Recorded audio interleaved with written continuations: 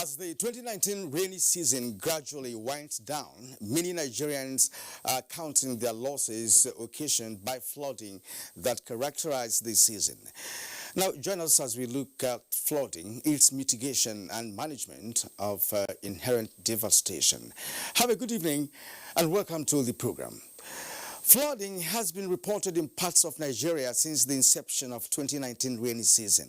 Virtually all predictions by both Nigeria Hydrological Agency and NEMA came to pass, with flooding events recorded in over 28 states of the Federation. Beginning from the 3rd of August this year, many states in the northern parts of the country experienced a devastating flooding, leaving houses and crops destroyed and, of course, causing some fatalities.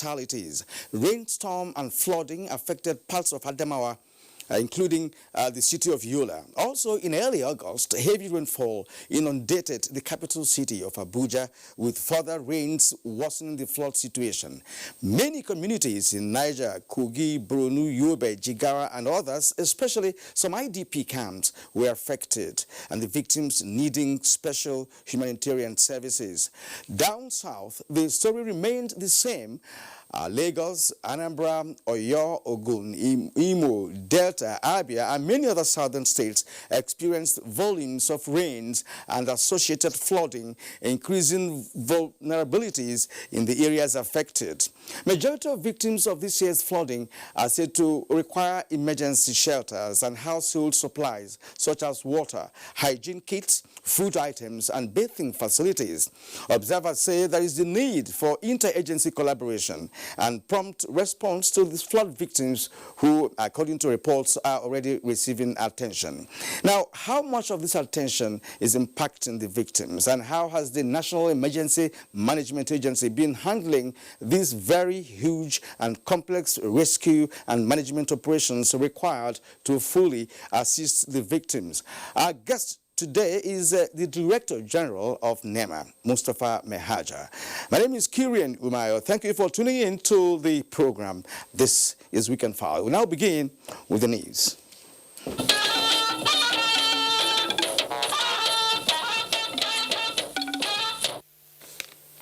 President Muhammadu Buhari is back in Abuja after a successful and significant outing at the 74th session of the United Nations General Assembly in New York. The State House correspondent Adamu Sambo reports that the president, accompanied by the governors of Nasarawa and Osun states, arrived in Nnamdi Azikiwe International Airport, Abuja, in the early hours of Saturday. The Minister of Foreign Affairs, Geoffrey Onyema, and some personalities on the president's entourage described Nigeria's participation in the general debate and other high-level side events of the Global Forum as remarkably outstanding.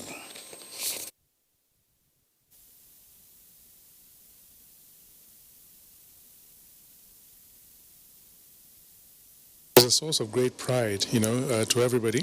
It really showed that Nigeria is really taking the initiative and being proactive in a lot of the areas that will help Nigeria to attain the objectives, the Sustainable Development Goals, and also as a model for other countries. Mr. President really dwelt on the substance, security issues, but very importantly, Sustainable Development Goals that Nigeria is making very concrete efforts to address, eradicating extreme poverty, and the steps, social investment programs that Nigeria is taking to address these, and security issues and steps we are taking. And so it was really a very, very good overview.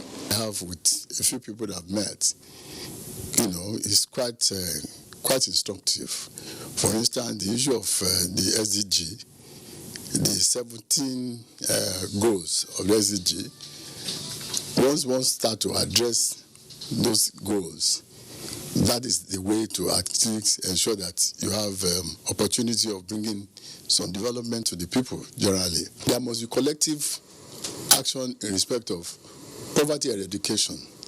Poverty is not the good thing to anybody.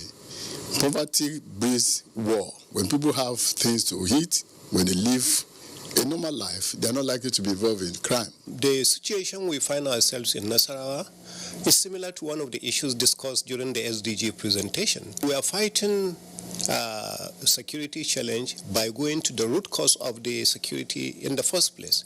We are embracing the National Livestock Transformation Project, identifying, in fact, Nasarawa has more locations than any of the 7 pioneer states, that are approaching it. So we are taking it from that angle. We are also doing a lot of advocacy, a lot of sensitization for people to understand the importance of living in peace. We have to find Nigeria's solutions to our Nigerian challenges. Well, that's the interview is conducted by Adamu Sambo, just back from New York.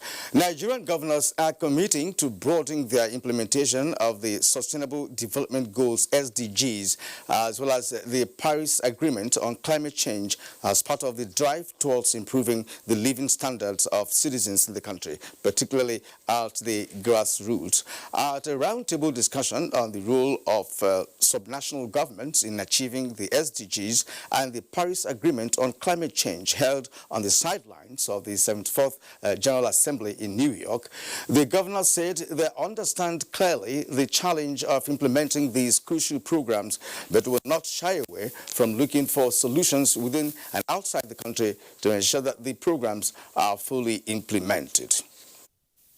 Now, at the level of the Nigerian Governors Forum, which is, of course, a pressure group of all the 36 governors in Nigeria, we have a peer review mechanism that is being extended to this issue to help monitor how we're doing, both in terms of our budgetary allocations to these issues and in terms of the implementation at the local level. Because I have done as a way of legacy projects to establish primary schools of international standard, secondary school of international standard, and also health institutions of international standards in all the local governments. And I hope that that will outlive my tenure, so that by the time I leave that place, if you are talking of international school, you will have one in every local government. Erosion, landsliding, and flooding have become the issues that the people, have had to learn how to live with, especially its consequences. In the southeast, you have a lot of solid gully erosion, flooding, and landslides, and they are responsible for widespread destruction of human lives, animal lives, plant lives.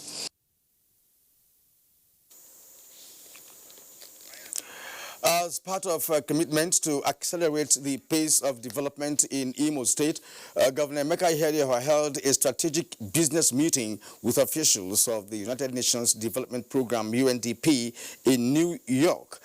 Governor Ihedioha, who was part of the Nigeria Governors Forum delegation to the 74th United Nations General Assembly, called on the UNDP to assist Imo State in the areas of youth development, job and wealth creation, environment, renewable energy, e-governance, tourism, and agribusiness. The leader of the UNDP team, Ms. Ahunna Onochie, who is also Regional Director, UNDP Regional Bureau for Africa, highlighted the natural resources that abound in the state, adding that the UNDP is willing to support the state to harness the resources. Now, the Buhari Media Organization says the directive by President Muhammadu Buhari that budgets of government-owned enterprises are captured in the nation's annual budget is a welcome idea. A statement by the chairman of the organization, Niyi Akinsilo, the move, which was captured in the 2020-2022 medium-term expenditure framework and fiscal strategy paper, will bring sanity to government operations in more ways than one. The group also hailed the president for keeping to his pledge of submitting the MTF FSP early enough to ensure that the budget cycle is returned to the January-December fiscal year. In addition, BMO commended the National Assembly leadership for promptly forwarding the MTF FSP to the finance committees of the two chambers with a mandate to submit a report within 1 week. More news now. President Muhammadu Buhari has reacted to the reported rescue of 400 persons in a building in Kaduna where the detainees were allegedly abused and tortured. The center, which has been widely described as a house of torture and a place of human slavery, the president says he is glad that Muslim authorities have dismissed the notion of Islamic school about the embarrassing and horrifying event, while commending the police for discovering the den. President Buhari condemns the abuse of rights under any form and reiterates the federal government's commitment to ensuring that every child goes to school. To stop unwanted cultural practices that amount to the abuse of children, the statement adds that religious and traditional authorities must work with the federal, state, and local governments to expose and stop all forms of abuses that are widely known but ignored for many years by communities. Now, Nigeria has been re-elected as a Part 2 member of the International Civil Aviation Organization, ICAO Council, for a new 3-year term. In a statement issued on Friday, September 27th by James Daudu, Director of Public Affairs, Federal Minister of Aviation, Nigeria got 151 votes out of the 193 member states, 18 more than it did in 2016. Reacting to the feat, Minister of Aviation Hadi Sirika was excited by this feat, saying the success goes to show that Nigeria is on course in its transformation agenda for the aviation sector. Meanwhile, the Nigerian Civil Aviation Authority has banned the carrying of MacBook Pro or Pro model Retina 15 MID 2015 on board with immediate effect. A statement by the Director of Operations and Training of the authority, AMCD. This is because the product has been recalled by the manufacturer due to battery problems. This presents a risk to aviation safety due to overheating. All airline operators are expected to comply. The House of Representatives Ad Hoc Committee investigating abandoned projects in the power sector has directed the Permanent Secretary in the Minister of Power to appear before it on Wednesday, October 2nd, 2019, with documents on the current status of the Mambila Power Project. The Transmission Company of Nigeria and the Niger Delta Power Holding Company were also issued similar directives by the committee. National Assembly correspondent Vivian Idepefo reports. Following public outcry on the performance of the power sector and in view of government's investments to improve service delivery, this investigative public hearing is to ascertain why results are slow despite all efforts. The committee is at liberty, in line with sections 88 and 89 of the Constitution of the Federal Republic of Nigeria, 1999 as amended, which is the grand norm of the land, to invite any organization, agency, person, either still in active service or retired, to make clarifications where necessary. Deputy Chairman of the Ad Hoc Committee, Bello Usman Kumo, sought answers from stakeholders present. Getting this money is through appropriation and generation, IGR generation, because there is a specific, a small fraction of a percentage that's supposed to go to you that you refuse to tell us. TCN operates 3 licenses: Transmission Services Provision License, the Systems Operations License, and the Market Operations License. All these licenses are subject to NERC regulation, and NERC defines the tariff that they charge for these 3 services. Members of the Ad Hoc Committee raised observations on issues such as insurance of substations, compensation on right-of-way, and the death of a contractor, which resulted to a stalled project. The Ad Hoc Committee expressed displeasure at the inability of the agencies to respond clearly to some issues raised and requested the agencies to submit audited accounts accompanied by relevant documents for proper guidance. From the National Assembly, Vivian Idekbefo, NTA News. The contribution of women in the maritime space is crucial to economic growth and development, but to bridge the gender gap within the industry, experts are proposing incentive strategies and proclamation of more affirmative action. This formed the nucleus of discussion at an event to commemorate World Maritime Day in Lagos. Michael Olale reports. The promotion of sustainable shipping and maritime development are some of the major priorities of the International Maritime Organization, IMO, in the coming years. Achieving the mandate no doubt required the collaborative and progressive impulse of major players, the female folk inclusive. Sadly, just 2% of world's total 1.2 million seafarers are women, a statistics which the IMO observed is below par if the global community must tap immensely from the wealth in the maritime sector. Nigeria should continue to support our women by agreeing on a specific number to be sponsored annually to programs in the World Maritime University. Within the Nigerian maritime contest, various organizations are joining the vanguard of increasing women participation using viable platforms. We have an Africa Leadership Development Program. Make sure that every year we have at least 50% women participating. It is important that government engage stakeholders in the sector to design measures and modalities for the engagement of more women in shipping activities and other areas with the maritime. Minister of Transportation declared that women are entitled to assume enviable positions, but they should devise the best approaches in achieving the goals. Those of us put our hands together, we can lead 10 million Nigerians out of. Apart from recognizing women who have contributed to the growth of the industry, 6 female undergraduates were among 10 beneficiaries of an essay competition inaugurated in 2017. In Lagos, Michael Olale, NT News. President Muhammadu Buhari says his administration is committed to a robust welfare package for all civil servants using the new minimum wage. This was contained in his message at this year's Nigerian Civil Service Week dinner and award night at the State House Conference Center, Abuja. Onyechi Eberundu, a civil servant, has not allowed her physical challenge affect her productivity and output. I do not see it as a challenge doing my work because I only have a physical disability with my legs and not with my brain.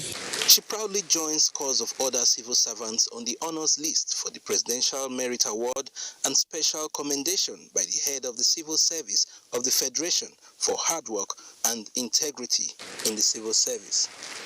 With such national recognition, Onyechi and other awardees say they are greatly motivated to put in their best for the nation. Aminu Bisala, who recently retired as permanent secretary in the Ministry of Niger Delta Affairs, was singled out for the Distinguished Presidential Merit Award. He says the civil service has what it takes to drive government's next level agenda. The service is very rich. All that is required is a little more discipline and then holding people accountable. I wish to appreciate all those who have worked assiduously to deliver on the administration's agenda and implore us all to sustain the tempo of hard work and diligence. Chairman of the Federal Civil Service Commission, Tukur Ngawa, read President Buhari's address at the dinner.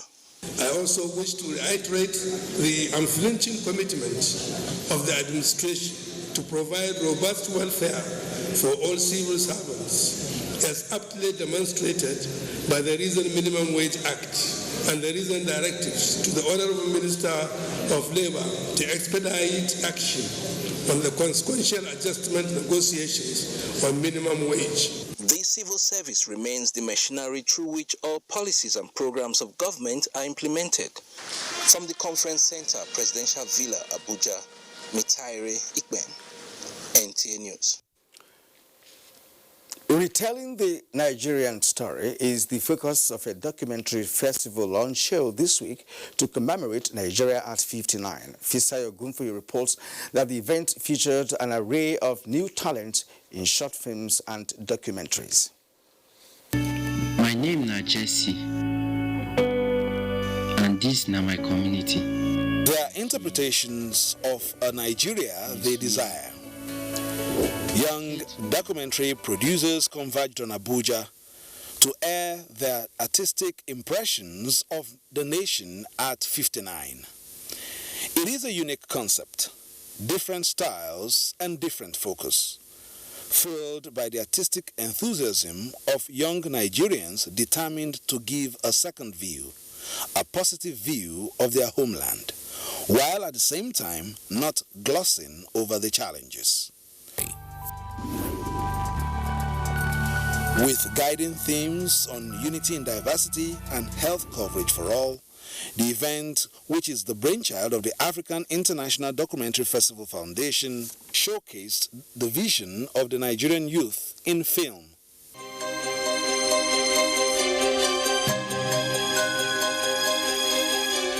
Three documentarians made it to the podium in the Unity in Diversity mini-documentary series, while two won prizes in the Universal Health Coverage category. As a content creator and video editor, I love to tell stories. And when I saw this, I felt I need to be part of this. We want to change the narratives about Africa because a lot of negativity has been said about Africa. We want to tell our stories by ourselves. We don't want people to tell our own stories. The whole idea is to ensure that those who are underprivileged, who are talents in their own right, will look at our own story and tell our own story. The foundation also recognized General Ike Nwachukwu and NTA's Director General Malam Yakubu Ibn Mohammed as icons of unity. The AFIDFF, which is a non-governmental and non-profit organization, also launched its program for African documentaries at the event. In Abuja, Fisaya Ogunfuyi, NTA News. The Department of State Services, DSS, lost 2 of its personnel in a fatal car accident on Friday, 27th of September. The accident occurred at Gidan Busakatari along the Abuja-Kaduna Expressway. The team was heading to one of the states in the northern part of the country for an operation when the Hilux, which they were in, traveling, somersaulted. A statement from the service says this clarification becomes necessary in order to debunk fake news making the rounds that the gallant officers were attacked by bandits. The public is enjoined to disregard any contrary information.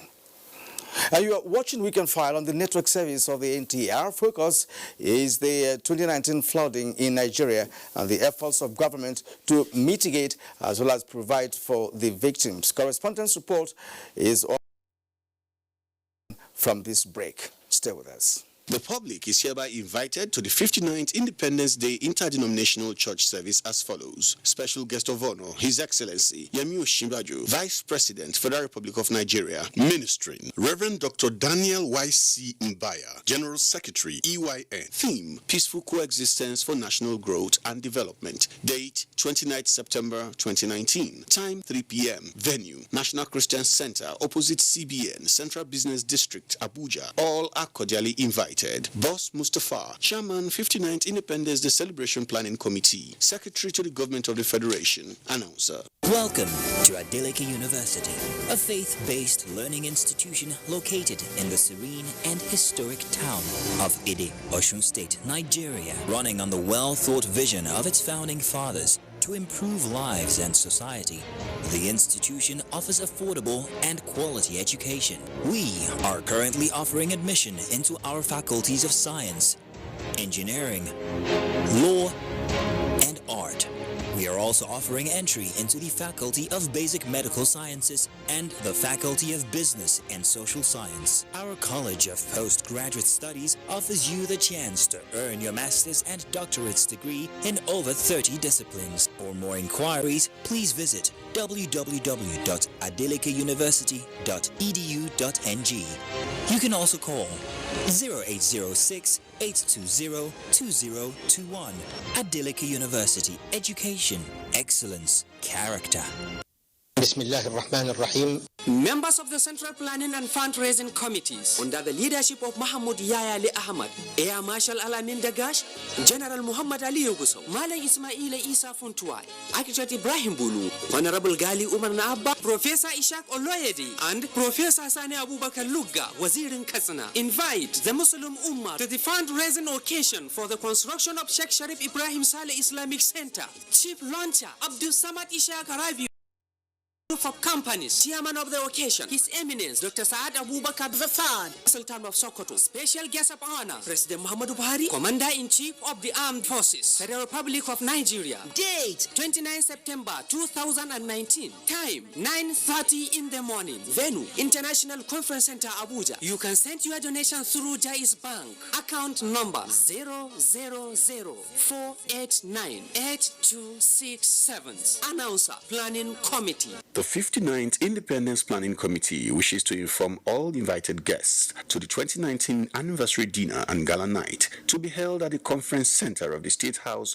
on Tuesday, 1st October 2019 at 6 p.m. that they are to park their vehicles at the Eagle Square, where buses have been provided to convey them to the State House. Members of the diplomatic corps will, however, be allowed to drive in their vehicles to the venue of the dinner. Boss Mustafa, Secretary to the Government of the Federation and Chairman Planning Committee, announcer. Hello? Hello, Kenny.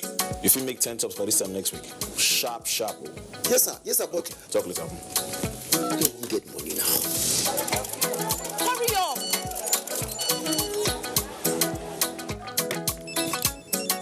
My pikin, how you doing? Papa, I say make I remind you about that loan. Loan, I beg. Hello, Papa? Your move. Hello, sister of life. I won't remind you of that loan. Wait. Hello? The number cannot be reached now. Hello, Oga. Your clothes already. Are you an entrepreneur looking for financing to grow your business? Here's good news. Development Bank of Nigeria now provides sustainable financing through commercial banks, microfinance banks, and other financial institutions with repayment terms of up to 10 years. Please do remember, paying back your loan in good time will give you access to more loans. Development Bank of Nigeria. Financing sustainable growth. It's the Republic Concert Independence Edition. You don't want to miss the biggest concert experience in the capital, featuring Joe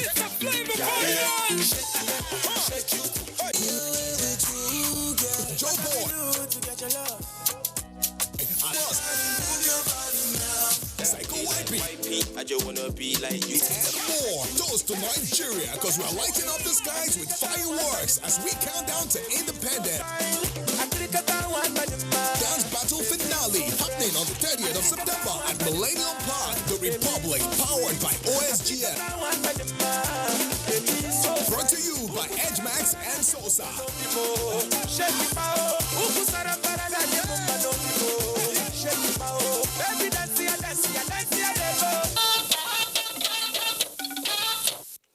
You're welcome back and thank you for staying with us. Perennial flooding is still a challenge in Lagos. In spite of flood prevention and management initiatives by the state government, experts say although flooding cannot be ruled out completely in a coastal low-lying state like Lagos, more strategic plan that includes restructuring of drainage channels are required, as Jennifer Igwe reports. The slightest rainfall and most parts of Lagos are flooded. Ocean surge also occasionally inundates coastal communities with flood. These scenarios are continually reoccurring and wreaking havoc. Because of the topography of Lagos being low lying, you would expect that we have continuous flooding. Continuous flooding not just from the natural disaster level, but also contributed by human activities. Before constructing structures, in the area, an underground tunnel where water could come in, travel, and similar to what obtained in, say, the Netherlands, should have been constructed. And I believe attempts could still be made to get that done. Frank Ikwewa is the chairman, Lagos State Chapter of the Nigerian Society of Engineering, Geology and Environment. He says controlling and mitigating flooding in a coastal and low-lying state like Lagos requires more holistic engineering system that includes appropriate hazard mapping, drainage upgrade, effective monitoring and data collection. What we do in this part of the country is to build drains, the one we normally refer to as gutter. But those are not. For effective flood control and mitigation, you need much more than drain. There could be engineered pumping, there could be artificial collection points for flood water that will be pumped directly from that point back into the sea or into the lagoon as it were. So we must have a holistic approach. Creating more green areas, well-structured shoreline protection mechanism, and restoration of wetlands, other experts say, are key to addressing the never-ending challenge of flooding in Lagos, especially with more glaring effects of climate change. In Lagos, Jennifer Igwe, NTA News. For residents in the confluence state of Kogi, annual flooding with various degrees of devastation is a lifestyle they just have to cope with. And so our correspondent Onotu Yakubu tells us about the plans being put in place by residents of Lokoja. This was the plains of the rivers Niger and Benue 2 to 3 weeks ago, with high water volume resulting from the flooding of the two rivers. Today, residents of the flood-prone areas have heaved a sigh of relief as they return back to their homes to grapple with the challenges of daily living as the water recedes gradually. Lokoja Area Manager, National Inland Waterways Authority, NEMA, Boniface Akubo said, even though the water is slowly going down, he, however, cautioned the victims to be wary of post-flood dangers. This flood is a natural thing. You cannot avoid it. It's normal. So you advise those staying close to the river to stay away, to move out of such locations. The major worry now are the post-flood health hazards and other challenges to contend with as the victims make their way home.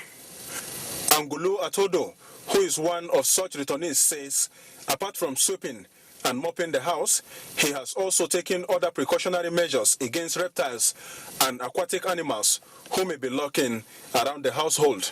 I go back because of all this snake. I have to pick up fully the city all before you live here now.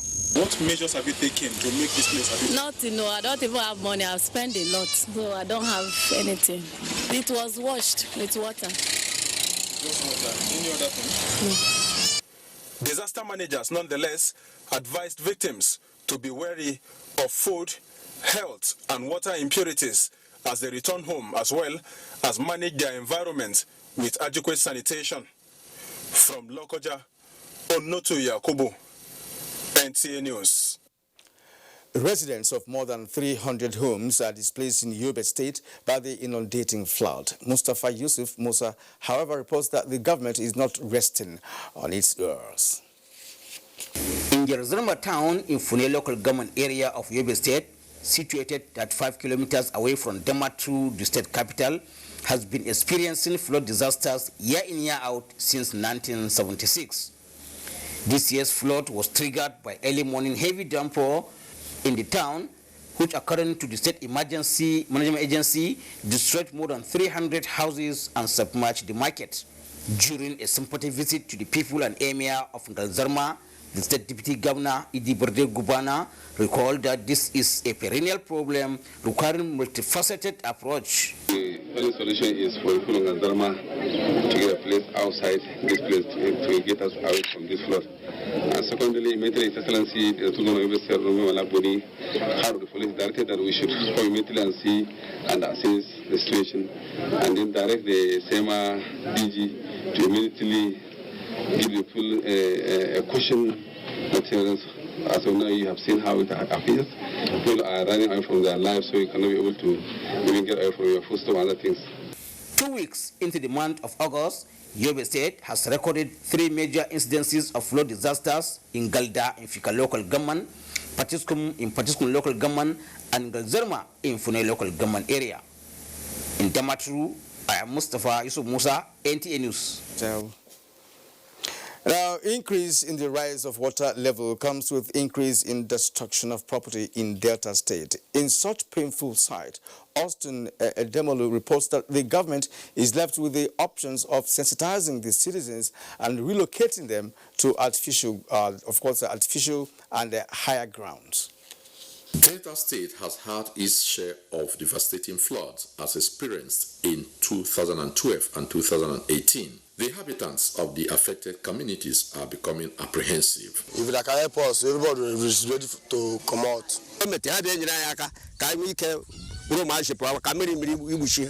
The Delta State government, through the Bureau of Orientation, is not taking chances. It has embarked on sensitization tour of the affected areas for possible evacuation. Has directed the Bureau of Orientation to go into the rural area, riverine areas, to talk to them about what is coming. The Delta State government is moving beyond that to set up IDP camps when due. This orientation, in collaboration with the local councils and community leaders, will spread across the communities that have been identified as vulnerable. In Asaba, I'm Austin Edemodu, NTA News. Well, indeed, it's a flood everywhere. It's an annual ritual and respecter of no one. Now, how can this annual pain be mitigated, as we just saw from the situation reports across the nation? Mustafa Mehaja is the Director General of the National Emergency Management Agency. He will tell us about the efforts being put in place by government and other concerned agencies and bodies. That will be after this break. Don't go away. Let's come together as we celebrate the uniqueness of our cultural diversity, showcase our creativity and ingenuity. It's the National Festival for Arts and Culture, NAFest 2019, in the ancient city of Benin, Edo State, the heartbeat of the nation. Theme, our reality, our pride. Holding 19th through 26th October 2019. Highlights will include drama, children poetry performance, essay writing competition, crafts competition, indigenous cuisine, traditional wrestling, indigenous fabrics in royal apparel, cultural quiz competition, board games, and lots more. Oh yes, it's the National Festival of Arts and Culture, NAFest 2019, Edo State, Nigeria, holding 19th to 26th October 2019. We are celebrating our heritage. Otumba Olusegun Runshiwe, Director General, National Council for Arts and Culture, announcer. I feel alive, so alive. When I'm with my best friends, indulging my G exotic. Nothing makes my drink more than when the mixer is delightful G exotic. And after a long day, I wanna relax with the taste of my G exotic. I love the taste of G exotic. I love the taste of celebration. I love the taste. G exotic nectar.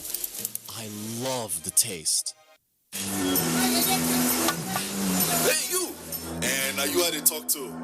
I sabi you now. It's in your mind, Abi. The person with them go hail us. Baba Toros and Shangalo. Oganekuva, Mr. Sabi. And you know if we carry last for this one. A spear into the top corner.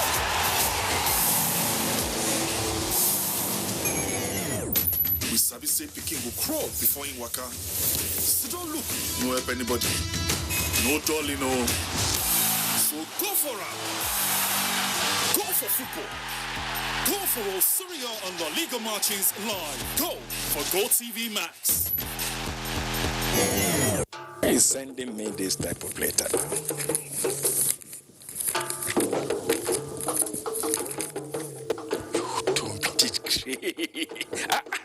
So, this type of celebration is going to happen in Lojaville. This is great. NTA and the village headmaster family are going to celebrate 50 years. Wait, you mean people have been watching village headmaster? Kabesi, I agree with you. They have killed me, Kabesi. They have killed me, Oh, they have killed me. Those big people in Lagos. Import license. They have killed me. Come October 8, 10, and 11, I, Teacher Fadele of Oja Community School, will be there live and direct. I will laugh, dance, and even dance asonto and shaku shaku. And when Sonny Ade plays, I will dance Showambe. It's going to be a great celebration in Oja Village.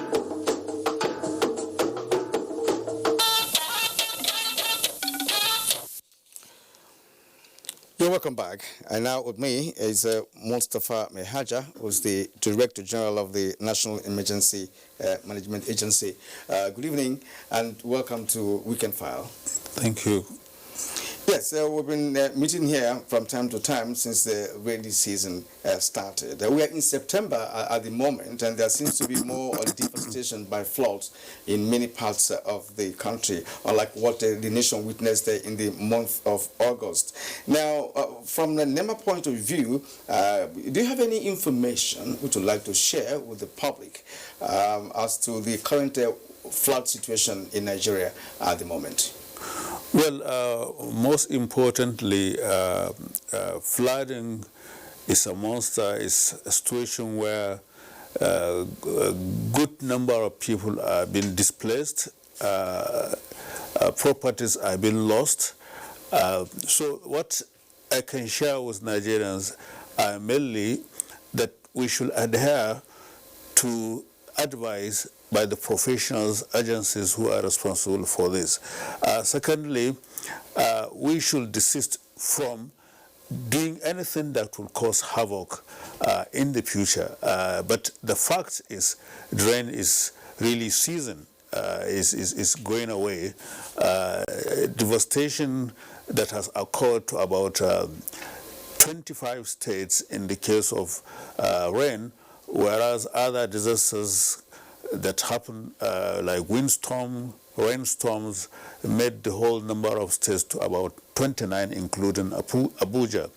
So what will draw the attention of Nigerians is they should adhere to advices and sensitization exercise that we have gone through. Though it was very effective to a certain extent, but we find so much difficulties in getting people to respond to such kind of advices. So what kind of advice are you talking about here? Is it, well, the information on the expected flood or what? Yes, first of all, issue of response or preparedness to disasters is multi-agency, it requires multi-agencies activities. So NIMET and NISA gave us the flood outlook and prepare us to get ready, and we set up a sensitization and advocacy campaign to the public. That is one. So in doing that, people, some response, but many do not respond to the advices. Also, the respective governments, particularly at the state levels, they need to enforce this issue of building codes, enhance the waste management system, which is really causing most of this havoc, because if there is flash flood, the water could not get, doesn't have a free flow to its own canal, so that causes a lot of floodings. Like this year, most of the cases we have regarding flood are from torrential rain. It's not like the river flood we had in 2018. River flood is more scaring, is more devastating because it came in large volume and affect larger areas. But for flash flood, it's mainly because of human activities or inaction on the part of some governments. You made a very good point here. Flash flood is as a result of inaction or non-adherence to some sensitization on how to handle such situation. All right, now we understand that IDP camps in parts of the north were seriously affected by flood this year, and these are people who already are not in their ancestral homes, so they are going to have more difficulties handling the situation. What have you been able to do to assist this vulnerable group of Nigerians? Well, first of all, the issue of flooding is not restricted to people in their homes or outside their homes. Although, not to my knowledge, if there is any flood that affected IDP camps, but the fact is flooding affects anybody, I mean, that is living, where the areas are really susceptible to flooding. So this is the situation. Okay, let's still talk about sensitization.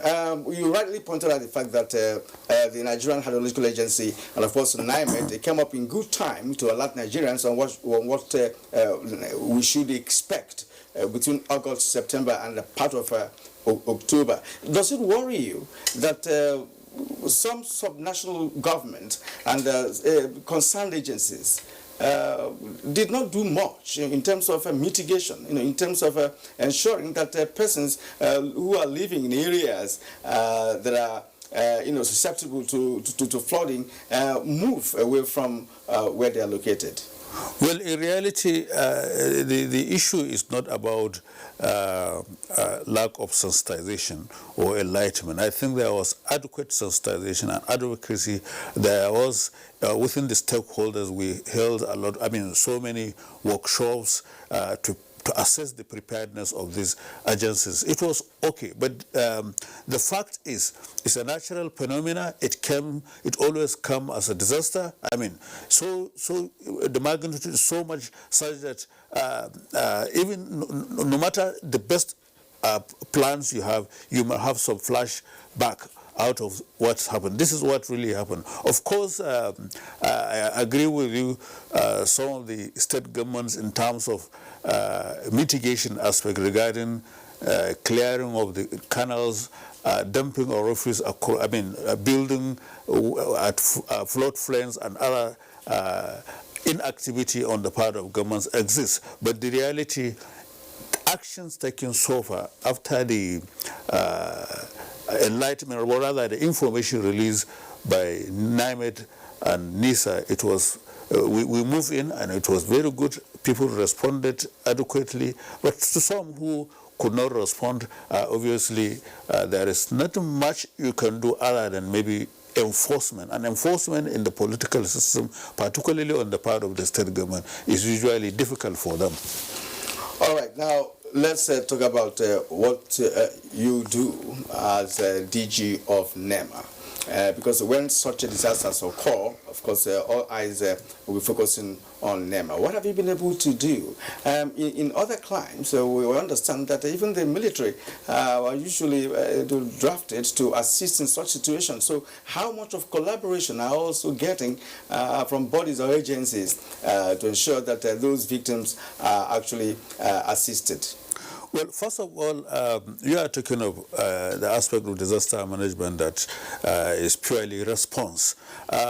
I want to assure Nigerians, structurally, we have a very formidable and excellent structure, good enough to confront any disaster in the country. However, in the structure, we have some weak links which we are trying to build.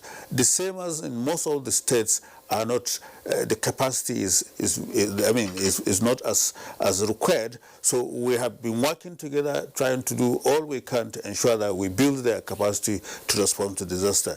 The structure we have in place is disasters are categorized into three: the catastrophic disaster, the major disaster, and the minor disaster. The operational structure made it such that the major and the minor disasters should be addressed by the State Emergency Management Agency. Whereas when it is catastrophic, that is when, after following the necessary process, federal response will come in. But today, that is not how it operates, because we have a weak link, like I rightly said. So, however, NEMA try as much as possible to move in. Sometimes we get overstretched, because even the smallest disaster in the most remote area, you discover NEMA's attention is brought in for the reason I've just explained. Well, We also hear that some communities that were affected by flood had to cry out, before help came. Is it as a result of, non-preparedness of SEMA in such states? Well, part of the structure I did to inform Nigerians and our viewers is we have 6 zonal offices, we have 7 operational offices and 2 territorial offices, altogether 15 offices altogether. So NEMA is close to the people, and we worked directly with the SEMAs to ensure that loop and corners of each and every state, we are there because we know they need us and they need support from us. So, that is how we go. So, the outcry, I'm not sure if there is such outcry as we've just mentioned, because there are incidences where under 24 hours, we responded to disaster under what we call pre-assessment response of relief. However, the conventional way of doing it is we have to carry out quick assessment, rapid assessment, identify the needs of the people, and then supply the necessary relief that is required. So, to the best of my knowledge, today it's a different NEMA. NEMA responds as quickly as possible with the immediate need of the people that are distressed.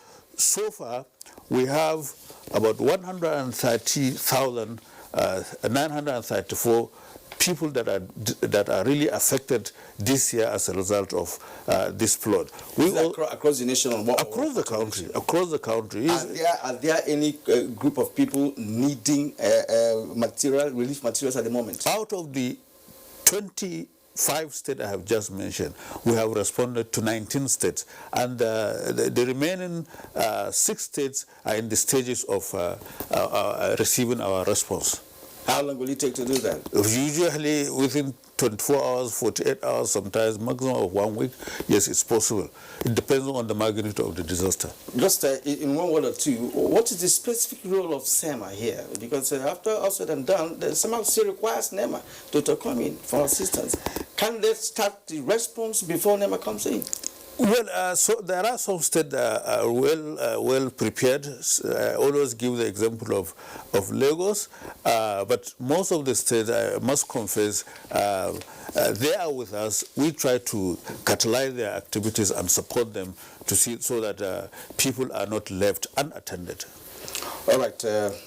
Mustafa Mehaja, Director General of the National Emergency Management Agency, would like to thank you for sharing your time here and, of course, educating Nigerians on the current situation with respect to flooding in the country. Thank you for coming. It's a response to duty. Thank you very much. All right. You're also watching Weekend File. We'll be back very shortly. Hey, you! And are you how they talk to? I sabi you now. It's in day your mind, Abi. The person with them go help us. Babatoros and Shangalo, Oganekuva, Mr. Sabi. And you know if we carry last for this one. A spear into the top corner.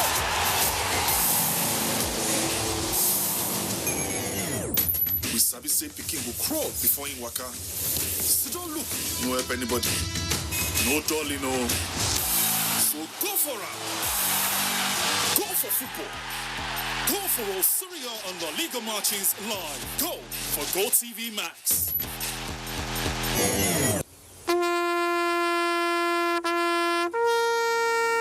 They are there at the crack of dawn. They are there busy preparing while we rise for our day. They are there silently, guarding, waiting, listening, and watching. They are there ready in the sky above and the waters below, in the blistering heat of the day, in the dead of night, willing, indefatigable, determined in the defense of the sovereignty of our country. They are our first line of defense and our last. They who have paid the ultimate price in defending us. They are fathers and uncles. They are mothers and sisters and girlfriends and boyfriends. They are brothers and cousins and best friends and neighbors. They are classmates, colleagues, and citizens of this nation. They are our defenders and deserve our respect, our prayers, our thoughts. Nigeria, please support our armed forces. Nigeria and Ghana begin battle for supremacy in the 2019 Independence Anniversary Golf Tournament in Abuja. Olumide Guntola has this and more on our sports update. President Muhammadu Buhari says all forms of sports will receive adequate attention